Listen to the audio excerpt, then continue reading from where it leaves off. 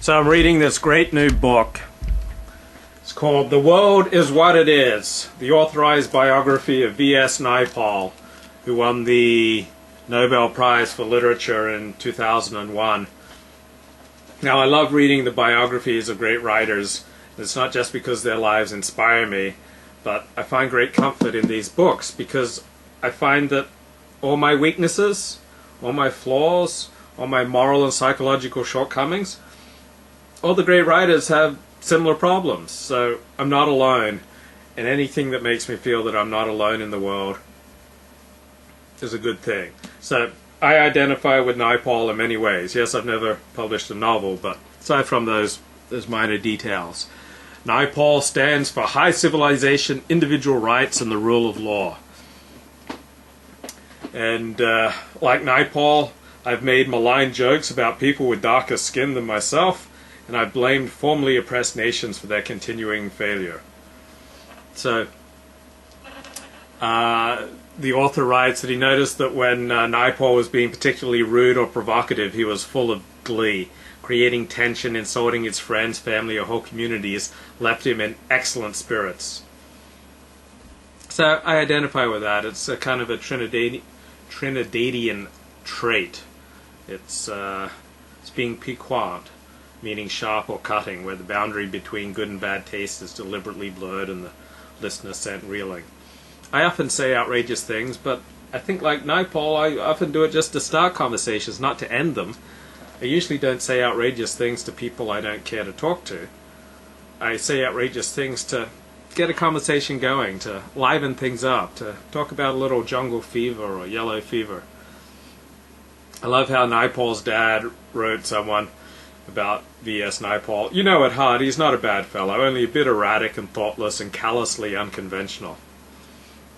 I identify with this description of Servidea at Oxford. He was overdeveloped and underdeveloped all at the same time, intellectually advanced and emotionally restricted, alone in an alien world. Vidya wrote a friend from Oxford, "Feeling of emptiness is nearly always on me. I see myself struggling in a sort of tunnel, blocked up at both ends." A girl broke up with Vidya when he was at Oxford, telling him he was too forceful and intense. Boy, have I heard that description throughout my life. I love Servidea's description of prayer as incense for the incensed God. Now, the Weekly Standard wrote in its review of this book, during a brief remission in his wife's cancer, the Nobel Prize-winning novelist V.S. Naipaul casually explained to a journalist that he had always been a great prostitute man, mongering among the whores from the early days of his marriage. The publicity that followed from the remark consumed his wife, he later admitted to his biographer. She had all the relapses and everything after that she suffered. It could be said that I killed her. I feel a little bit that way. Unfortunately, he didn't feel that way enough to think it inappropriate to move into his house the day after he cremated his wife, his new mistress, a Pakistani journalist he'd just met and would in short order marry. Even before the whoring revelations, Naipaul's first wife, a middle-class woman named Patricia Hale, whom he'd met while a student on scholarship to England, had known about a prior mistress, but only because Naipaul himself decided one day to tell her, explaining the violent acts he enjoyed with the woman, some of them memorialized in photographs he brought along to aid the explanation. The woman's name was Margaret Gooding, and Naipaul met her in 1972 in Buenos Aires. French's new biography of Naipaul, The World is What It Is, quotes extensively from her letters, unbearable scrawls that read like clinical case studies drawn from the pages of Leopold von Seecke-Masoch.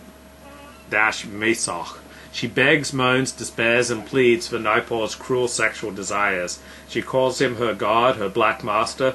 Her multiple abortions of his children sicken her, but she offers them up to him as proof of her love and abasement. And all this sex stuff is only the beginning. Throughout The World is What It Is, Naipaul shows himself arrogant beyond belief and vile-tempered, and as self-obsessed as a man simpering while he looks at himself in the mirror. His letters and conversation are full of references to niggers and dismissals of Africans and dark-skinned Indians. The man was capable of extraordinary cruelty. Unhappy with Margaret at one point, Naipaul explains, "I was very violent with her for 2 days. Her face was bad. She couldn't appear really in public. My hand was swollen." But then he was capable of ordinary, everyday cruelty as well. "You are the only woman I know who has no skill." His wife's diaries reveal Naipaul once told her, just in passing, "You behave like the wife of a clerk who has risen above her station." He moved on to the mistress who would become his second wife because Margaret had simply grown unworthy of his use, middle-aged, almost an old lady. Okay, so does this make Naipaul a horrible man? If a woman such as Margaret chooses to stay as his mistress for 24 years, chooses to stay in an abusive relationship, is it abuse or is it a consensual sadomasochistic relationship? Like, if he liked to beat her and she liked to be beaten, should we condemn Naipaul for that? Should we condemn her for that? She chose to stay in a sadomasochistic relationship. It was consensual between adults. What's so evil?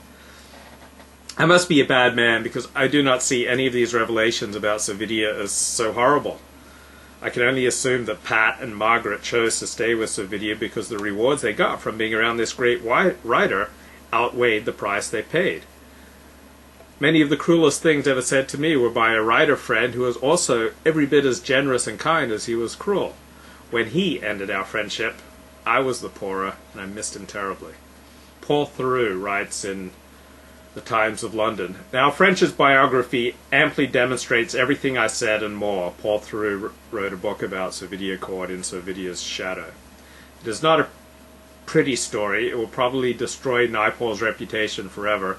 This chronicle of his pretensions, his whoremongering, his treatment of a sad, sick wife and disposable mistress, his evasions, his meanness, his cruelty amounting to sadism, his race-baiting. Then there is the gruesome sex, the blame-shifting, the paranoia, the disloyalty, the nasty cracks, and the whining, the ingratitude, the mood swings, the unloving and destructive personality. I must be a bad man because I don't see any of those things as horrible. Okay, so Naipaul had pretensions. Which one of us do not? Almost all writers have pretensions. All artists have pretensions. It's the pretense that sustains you when the cruel world out there is not receptive to your work. Condemn him for his whoremongering? He purchased the services of women who willfully gave them in exchange for money. We're to condemn him as a bad man for this? His treatment of a sad, sick wife and disposable mistress? Well, what are you supposed to do with a mistress? A mistress, by almost definition, is disposable. She chose to consensually stay with him for 24 years, and then he ended this consensual relationship between adults. I don't see that as so horrible. Yes, his treatment of his wife is horrible, but she chose to stay with a person who she knew had horrible aspects to his person. So she chose to be married to him for 25, 30 years. She knew the man that she'd thrown in her lot with. So she made that decision. So why should we condemn him when she chose to stay with him? His race baiting. Why isn't it just funny? Why is it evil? Gruesome sex. Sex between consenting adults. How could that be gruesome? The blame shifting. Which one of us does not? Everybody engages in blame shifting. The paranoia. A lot of people are paranoid. The disloyalty. Who among us has never been disloyal? The nasty cracks. Who among us who is clever with words doesn't make a nasty crack? The whining. Who among us doesn't whine? The ingratitude. Who among us is not ungrateful? The mood swings. Which artist does not have mood swings? The unloving and destructive personality.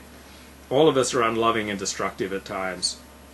Why should we castigate this man for visiting prostitutes? What is so evil about that? If his mistress consents to him beating her, what's so terrible? If his wife chooses to stay with him despite his patronizing of hookers and his keeping of a mistress and other sins, why should we condemn him for this? His race baiting, as I mentioned, strikes me as comic. I don't know. It just reminds me, I used to cover the porn industry for many years, and often directors and producers in the porn industry would be condemned for having sex with the porn stars. Well, what else are you supposed to do with a porn star but have sex with her? Supposed to sit around and talk Shakespeare with her? The whole point of sex workers and sluts is to have your fun and move on. It's not holy, it's not the Jewish way, it's not the Christian way, I assume it's not the Hindu or Muslim way either. But that's what you do with sex workers and sluts. That's kind of what makes them sex workers and sluts, because they consent to being used sexually.